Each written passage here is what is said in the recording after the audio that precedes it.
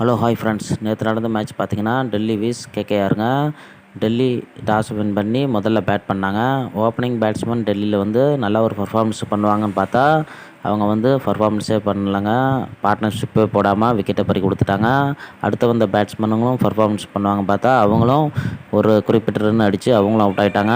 வந்த பேட்ஸ்மேனுங்களாம் எல்லாமே சொதப்ப பின்னர் பார்த்தீங்கன்னா ரிஷப் பண்ட், குல்தீப் யாதவ் அவங்க பங்குக்காக பார்ட்னர்ஷிப் போட்டு ஒரு 60 ரன் அடிச்சிருந்தாங்க. குல்தீப் யாதவ் 33 ரன்னும், ரிஷப் பண்ட் ஒரு 27 ரன்னும் கேப்டனாக இருந்து அடிக்க முடிஞ்சது. ஸோ பார்த்தீங்கன்னா டெல்லி ரசிகர்களும் ரொம்பவும் அப்செட் ஆகிட்டாங்க பேட்ஸ்மேனுக்கு மேலே.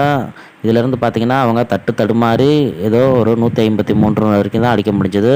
இதற்கு முக்கிய காரணம் வந்து பார்த்தீங்கன்னா ரிஷப் பண்ட்டும் குல்தீப் யாதவில் தான் வர முடிஞ்சது. இல்லைனா 100 ரன்னுக்குள்ளே சொல்லியிருப்பாங்க. டெல்லி ரசிகர்கள் இவங்க மேலே வந்து ரொம்பவும் அப்செட் ஆகிட்டாங்க. நல்ல ஒரு அதிரடி ஆட்டத்தை ஏற்படுத்துவாங்கன்னு பார்த்தா இந்த ரன்னுக்கே சுருண்டுட்டாங்க அப்படின்னு வந்து டெல்லி ரசிகர்கள் வந்து டெல்லி பேட்ஸ்மேன்கள் மேலே ரொம்பவும் வந்து அப்செட் ஆகிட்டாங்கன்னே சொல்லாங்க. ஸோ பார்த்தீங்கன்னா 153 ரன் அடிச்சிட்டாங்க, அதை வந்து வெற்றி பெற்றுருவாங்க அப்படின்னு வந்து டெல்லி ரசிகர்கள் நினச்சாங்க. அதுதாங்க நடக்கலை. அது தொடர்ந்து வந்து பார்த்திங்கன்னா 154 ரன் வெற்றி என்ற இலக்குடன் ஆரம்பித்த ஓப்பனிங் பேட்ஸ்மேன் கேகேஆரில் சுனில் நரேன் அதிரடி ஆட்டத்தை ஏற்படுத்தி வந்தார். தொடர்ந்து எல்லா மேட்ச்லையுமே இந்த மேட்ச்சில் வந்து அடிக்க முடியல, 9 ரன்னுக்கு அவுட் ஆகிட்டாருங்க. சால்ட் வந்து 65 ரன் அடித்து அரசத்தை பொறிச்சது வெற்றிக்கு வழிவகுத்தார்.